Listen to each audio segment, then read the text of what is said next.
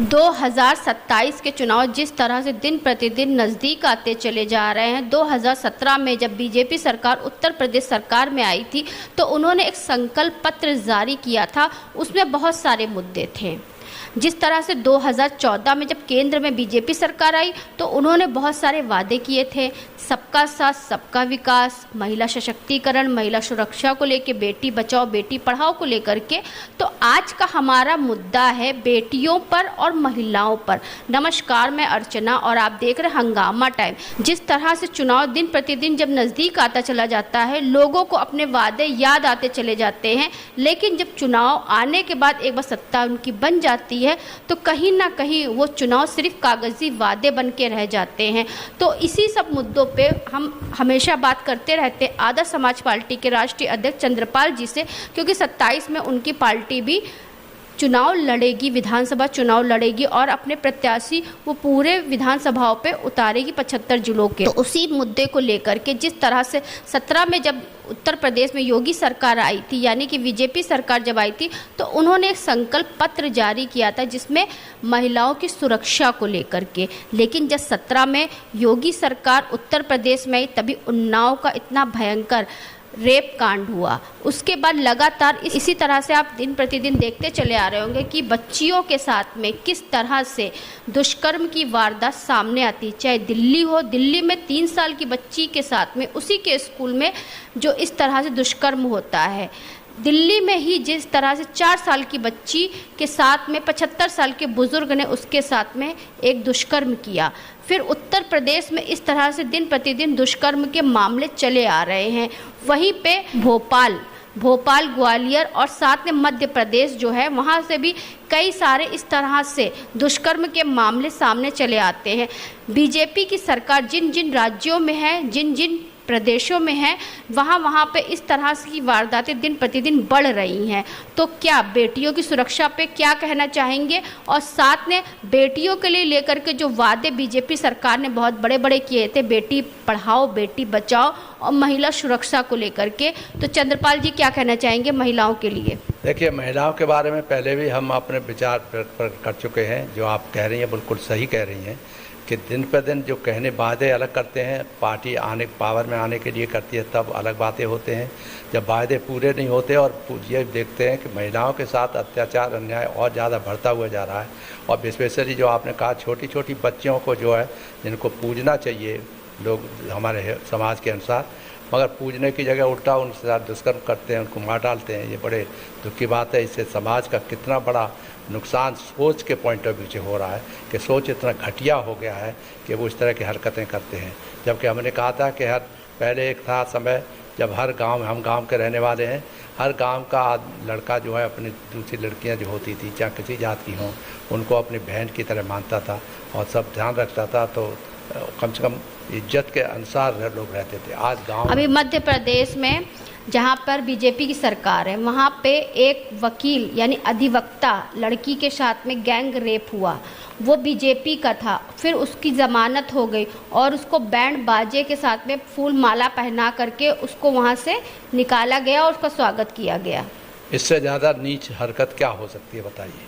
कि इतना ये सब होते हुए भी मालूम है कि इसने दुष्कर्म किया है एक बेटी के साथ में, और उसको जो है बेल मिल जाती है। वो भी कारण है उसका होता है कि पुलिस ठीक से इन्वेस्टिगेशन नहीं करती और लोग सभा गवाह देने वाले सब। दिल्ली में जहाँ पे रेखा गुप्ता सीएम है बीजेपी की, 4 साल की बच्ची के साथ पहला दिन वो स्कूल में जाती, जहाँ पे वो बच्ची पढ़ने गई, वहीं पे काम करने वाले एक व्यक्ति ने उसके साथ में दुष्कर्म किया। तो ये जो इस तरह की घटनाएं तो बहुत बढ़ रही हैं और घटती नहीं हैं, क्योंकि कहीं ना कहीं कोई कमी है इन्वेस्टिगेशन में, कहीं ना कहीं कमी है कि जो कानून बनी है वो कानून में कोई कमी है। तो देखना चाहिए कि हम जैसे और लोगों को सबको कानून जो कमी है उस कमी के लोग। दुष्कर्म की बात तो छोड़िए, जहाँ पे सरकार बहुत पहले ही जो एक कानून आया था, दहेज लेना और दहेज मांगना और दहेज देना दोनों ही कानूनी जुर्म है। दहेज के नाम पर जिस तरह से बेटियां भी आए दिन बलि चढ़ रही हैं, बेटियों को दहेज ना मिलने पर मारा जा रहा है, तो इसके बारे में क्या कहेंगे? जब सरकार ने ये नियम खुद बनाया, कानून खुद बनाया है। दहेज का हम देखते हैं कि शादियों में भी जाते हैं, वो चुपके करते हैं, दहेज दिखा के नहीं देंगे, मगर अब चुपके अंडर हैंड का करते ही सब लोग ये तमाशा करते हैं। इस पर भी बहुत ही ज़बरदस्त तरीके से निगरानी रखते हुए उन ऐसे लोगों के खिलाफ सख्त से सख्त कार्रवाई की जानी चाहिए।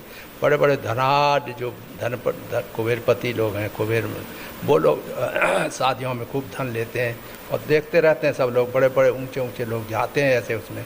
मैं तो बिल्कुल साफ कहता हूं कि इसको जो बहुत सख्ती से, मैं प्लानिंग कमीशन में था भारत सरकार में, तब हमने इस बात को करवाया था। मनमोहन सिंह साहब ने दूसरे दिन पहुंच के कहा था कि इसमें खर्चा, शादी वगैरह में खर्चा जो महिलाओं के साथ जो अन्याय अत्याचार के और बदतमीजी की जो शिकायतों को देखते हुए ये महसूस होता है कि इस पर 3 स्तरीय कम से कम एक्शन होना चाहिए। शासन द्वारा सख्त कानून बनाया जाना चाहिए महिलाओं के बारे में, कहीं छेड़खानी करने के बारे में, प्लस वैसे जो इस तरह के बदमाशियाँ होती हैं उनके बारे में, और फ़ौरन पकड़ के उनके खिलाफ सख्त से सख्त कार्रवाई होनी चाहिए। सख्त से सख्त कार्रवाई क्या है, जेल भेजना है। लड़के हैं वो कहते हैं साहब नवयुवक हैं वो क्या करते हैं, गड़ा कोई बात नहीं करते, इसलिए वो जरा सा भी ढील लेने की जरूरत नहीं है इस मामले में। जब तक ये सख्त कानून तो बना हुआ, पॉस्को एक्ट तो बना हुआ है, लेकिन तब भी अपराधियों को डर नहीं है। नहीं, वही कह रहे हैं कि उसमें अगर आप देख रहे डर क्यों नहीं है, डर इसलिए नहीं है, वही कह रहा हूँ सेकंड स्टेज। अभी देखिए नेपाल में जो सीएम बने उनका कहना है कि 24 घंटे के अंदर अगर अपराध सिद्ध हो जाता है तो उसको फांसी की सजा दी जाएगी। जब तक ऐसा कोई सख्त कानून नहीं है तब तक कैसे डर रहेगा। 4 साल की लड़कियां, 4 महीने की लड़कियां, 14 साल की बच्चियां, उन लोग के साथ में इस तरीके से जो है वारदात सामने आती है। उसके ऐसे लोगों को ही लिए तो सख्त से सख्त कार्रवाई का मतलब है कि उसे मृत्युदंड भी दिया जाना चाहिए, दिया जाता है, क्योंकि वो रहम करते रहते हैं कि साहब उसे उसमें छोड़ दो। यही जब कांग्रेस की सरकार थी तो बीजेपी सरकार इतने बड़े बड़े वादे करती थी और इतने बड़े बड़े भाषण देती थी महिलाओं को लेकर के। अब उन्हीं की सरकार में, उन्हीं के राज्य में, उन्हीं के प्रदेश में इतने बड़े बड़े गैंग रेप हो रहे हैं, लेकिन अभी भी जो है ना प्रधानमंत्री ना मुख्यमंत्री किसी का बयान नहीं हो रहा है। तो ये तो बड़े दुख की बात है। माननीय प्रधानमंत्री और मुख्यमंत्री को अनुरोध है हमारा और आप लोगों की तरफ से भी कि इसमें चैतन्य हो जाए। बहुत ही क्योंकि 2020 में जब कोरोना काल आया था तो प्रधानमंत्री ने इतना बड़ा सख्त कानून लिया था और इतना बड़ा एक्शन लिया था कि उन्होंने दिखा दिया कि प्रधानमंत्री क्या कर सकता है। नोटबंदी कराया, कोरोना काल में लोगों का घर में बंद कराया। तो वहीं पे क्या ऐसे इसके लिए अगर कोई कानून लेकर के आते हैं तो क्या प्रधानमंत्री का नाम इतिहास में दर्ज नहीं होगा क्या? नहीं, प्रधानमंत्री से अपने पॉपुलरिटी के लिए सब कुछ करने को तैयार है। उन्होंने किया है और यही कहते रहे कि सबका साथ, सबका विकास, सबका विश्वास। हम कहते हैं कि इसको बदलना जैसे चाहिए। आपको याद होगा महिला आरक्षण भी जब लोकसभा में गिरा 33% को लेकर के, लेकिन महिला सुरक्षा को लेकर के इतना बड़ा खेल हो रहा है लेकिन प्रधानमंत्री चुप है। महिला के सुरक्षा के बारे में आप कोई भी फीड देख लो, 33% देने से क्या महिला की सुरक्षा हो जाएगी? कोई सुरक्षा नहीं होने वाली, क्योंकि उनमें कुछ न कुछ रास्ता निकालेंगे लोग। देखा है पहलवान लोगों के साथ, लड़कियों के साथ 33% सुरक्षा तो उन्हीं लोगों को मिलेगी जो सत्ता में है, और जो सत्ता के बाहर है तो वैसे मरते रहेंगे। सत्ता में जो है वो कुछ भी कर सकता है, यही तो समस्या है, क्योंकि वो इतने पावरफुल हैं। चीफ मिनिस्टर तक वो भी बनते हैं जो क्रिमिनल अपराधी रहे हैं, उनमें से बहुत से लोग अपराध करते हैं। तो अपराधी जो लोग हैं जो शीर्ष पर पहुंचते हैं, तो उसी से हमने कहा कि राजनीतिक अपराधीकरण बंद हो। अपराधी क्यों MLA बनता है, क्यों नहीं ओथ लेता कि मैं अपने बच्चों की सुरक्षा करूंगा, ये करूंगा, और एफिडेविट दे के आए कि ये है, जिससे कि अगर उस गड़बड़ कर रहा है तो फ़ौरन उसके खिलाफ सजा के प्रावधान हो। तो 27 में अगर जैसे आप चुनाव लड़ते हैं, आपकी पार्टी चुनाव लड़ती है और आपकी पार्टी अगर आती है तो आप महिलाओं के लिए क्या लेकर के आएंगे? देखिए, हमारी पार्टी तो बनी ही इन भ्रष्टाचारियों, अपराधियों के और राजनीतिक अपराधी और भ्रष्टाचार के विरुद्ध है, आतंकवाद के खिलाफ है। तो हमारे तो जितने भी ये दिखाई दे रहे हैं हमको, इसीलिए तो हमने पार्टी दूसरे लोगों की पार्टी नहीं ज्वाइन की। हम अपने स्वतंत्र हैं। हमें मालूम है जिस दिन हम मौका मिल गया, कहीं जरा सा भी जनता को ये महसूस हो गया कि चंद्रपाल पिछले 43 साल से इसके लिए लड़ता रहा है हमेशा, हर एक के साथ खड़ा हुआ, बड़े बड़े गुंडे बदमाशों को पकड़ के बंद करा और जेल में जाना पड़ा, जो कि ये डर लगता था कि कभी भी हमको गोली से मार सकते हैं। मगर हमने चिंता नहीं की। हम ये भी कहते हैं कि अकेले अकेले हम 20-20 हज़ार की भीड़ में जाते थे जहाँ गुंडागर्दी हो रही है, तो एकदम से पिन ड्रॉप साइलेंट होता था। क्यों नहीं हो सकता ये सब काम? दूसरे क्यों नहीं कर सकते? दूसरा ये हम बिल्कुल साफ कहना चाहते हैं कि किसी को न्याय के अंतर्गत सब बराबर है। कोई भी कैसा भी ऊंचा बड़ा छोटा बड़ा कैसा पढ़ा असभ्य गुंडा हो, अगर उसने महिला के साथ हमारी बेटियों के साथ जाति करी है तो उसके खिलाफ तो बहुत से सख्त यही कार्रवाई कि उसमें कानून में अगर कमी रह गई है, अभी भी कानून में कमी है कि वो समझते हैं कि हमारा तो रिश्तेदार है, हमारे पार्टी का बहुत बड़ा नेता है, और इसलिए वो सब छूटने में उसकी तरफ झुक जाते हैं और वो दबाव डालता है कि ऐसा है ऐसा है ऐसा है। वो जो दबाव डालने वाली प्रवृत्ति है, जैसे माननीय मुख्यमंत्री कहते हैं कि हम गुंडे बदमाशों के तो उनके सबके तोड़ देंगे, हम जेल भेज देंगे, ये तो बहुत अच्छी बात है। बहुत अच्छा लगता है कि जब गुंडे बदमाश हैं और क्रिमिनल हैं, अपराधीकरण करते हैं, तो फिर ठीक है, उनके खिलाफ कार्रवाई होती है, तो हमें कहने का अधिकार नहीं। मगर आप जो देख रहे हैं कि वो डिफरेंस होता है, जब एक ही तरह के केस में एक जगह फ़ायदा होता है, एक छोड़ दिया जाता है, और दूसरी तरफ और बहुत कम उसमें जो है पकड़ के बंद किया जाता है। जैसे ये अभी रिसेंटली कानपुर के पास एक गांव है, उस कानपुर के गांव में एक जो बच्चा पानी वानी पी रहा था उसको किसी से, तो इस पानी पीना उसको अछूतपन लगा और उस आदमी बच्चे को इतना मारा कि उसका बाजू टूट गया।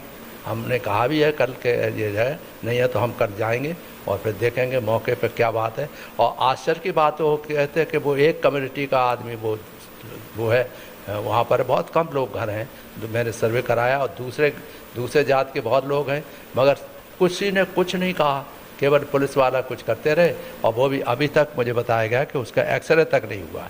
तो ऐसे ही केस बढ़ते हैं, और वो छोटी जात के लोग हैं, जिसे कहना चाहिए, कहते हैं छोटी जात के लोग कहते हैं, तो वो छोटी जात के लोग जो बेचारे डर के मारे सहमे हुए कुछ कह नहीं पाते न कर पाते। मुझे बताया गया, मेरे जो कानपुर से मैंने आदमी भेजा था, वो कहता है कि साहब कहता है लड़का कि मैं किसी भी हालत में चाहे कुछ भी कर ले, मैं समझौता नहीं करेगा। उससे समझौते के लिए दबाव डाला जा रहा है, और जाहिर है कि दबाव जब डाला है किसका होगा, वो इनडायरेक्टली बड़े बड़े लोगों का होगा। दूसरी जात के जो जात लोग हैं, लोधी वगैरह हैं, वो मालदार हैं, उनका वैसे तो कहेंगे हम सर्व वो हैं, बहुजन वाले हैं, हम सभी जात के वो हैं, सब जात समानता करते हैं, मगर इसके लिए कोई खड़ा नहीं हुआ, और बहुत कम उसके तो परिवार बहुत ही कम हैं, और लोग दूसरे हैं। तो ये जो विघटन है हज़ारों वर्षों से समाज का जात के लिए, वो मुझे परेशान करता रहता है कि ये कब जात है तो वो जाएगी कब।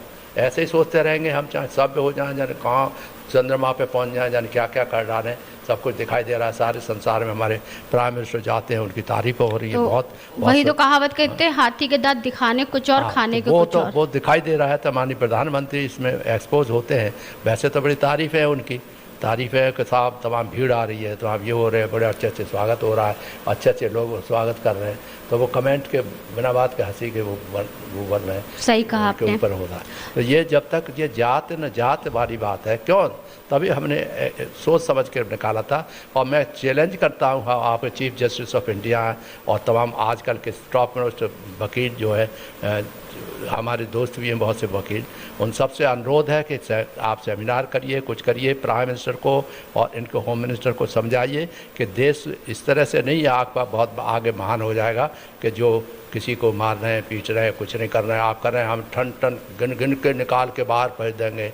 ऐसे भाषण जो होते हैं, इससे और जनता के बीच में रोष पैदा होता है, और इससे रोष इतना ज़्यादा हो रहा है कि अनावश्यक रूप से रोज़ाना कोई न कोई मारपीट खून खराबा हो रहा है। इसको ध्यान देने की ज़रूरत है, नहीं तो देश में बड़ा भारी संकट पैदा हो जाएगा, और कानून व्यवस्था का संकट पैदा हो गया तो उसको संभालना बड़ा मुश्किल होगा, क्योंकि बहुत ज़्यादा बढ़ता चला जा रहा है। धन्यवाद। तो ये थे हमारे साथ में चंद्रपाल जी, जो आदर्श समाज पार्टी के राष्ट्रीय अध्यक्ष हैं। तो उनसे हम विशेष मुद्दों पे विशेष बातचीत करते, जैसे पिछली बार हमने सबका साथ सबका विकास को लेकर के उनसे बात करा था, वैसे आज का हमारा मुद्दा था बेटी बचाओ बेटी पढ़ाओ को लेकर के। लेकिन जिस तरह से आप दिल्ली में आपने देखा 3 साल की 4 साल की स्कूल जाने वाली बेटियों के साथ में इस तरह से दुष्कर्म हुआ, तो इस हालत में किस तरह से बेटी बचेगी और बेटी पढ़ेगी। वहीं पर उत्तर प्रदेश में चाहे 17 का उन्नाव का रेप कांड हो, चाहे बाराबंकी में एक दलित बेटी के साथ में हुआ। इस तरह की वारदात दिन प्रतिदिन बढ़ती चली जा रही हैं। जब बेटियां बचेंगी तभी बेटियां पढ़ेंगी और तभी बेटियां आगे बढ़ेंगी। इसी मुद्दे को लेकर के आज चंद्रपाल जी से हमने खास बातचीत करी बेटी बचाओ बेटी पढ़ाओ के मुद्दे पर। तो इसी के साथ मैं अर्चना आपसे जानना चाहूँगी। धन्यवाद, बने रहिएगा हंगामा टाइम्स न्यूज़ चैनल के साथ में। ऐसे ही खास मुद्दों पे खास बातचीत करते रहेंगे आदर्श समाज पार्टी के राष्ट्रीय चंद्रपाल जी से। हंगामा टाइम्स की तमाम खबरों को देखने के लिए हंगामा टाइम्स को सब्सक्राइब कर लीजिए और बेल आइकन दबा लीजिए। अगर आपको ये वीडियो अच्छा लगा हो तो लाइक बटन प्रेस कर अपनी प्रतिक्रिया हमारे कमेंट बॉक्स में देना मत भूलें।